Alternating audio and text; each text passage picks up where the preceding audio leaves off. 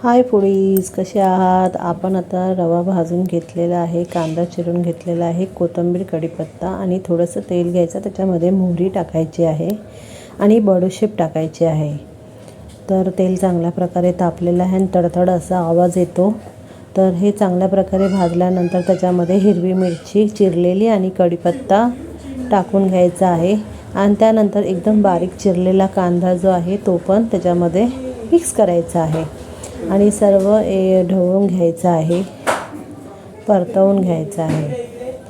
तर आता हा चांगला थोडासा लालसर होईपर्यंत याला परतवायचा आहे आणि हा बघा चांगल्या प्रकारे भाजलेला आहे। आता कांदा त्याच्यामध्ये थोडीशी हळद टाकायची आहे आणि हळद टाकल्यानंतर ते मिक्स करून घ्यायचं आहे।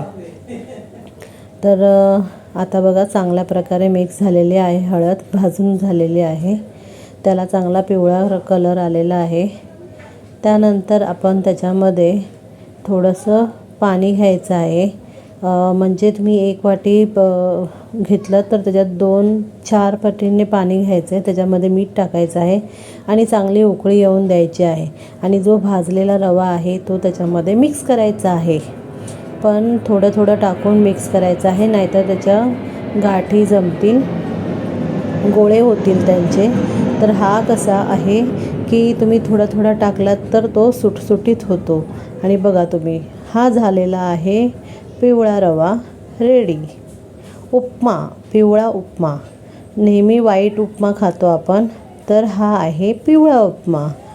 एकदा ट्राय करून बघा घरी आणि याला 2 मिनटं फक्त वाफेवर झाकण लावून ठेवायचं आहे। हा झाला आहे उपमा रेडी, खाण्यासाठी रेडी झालेला आहे। तर आता आपण टेस्ट करण्यासाठी घेऊया।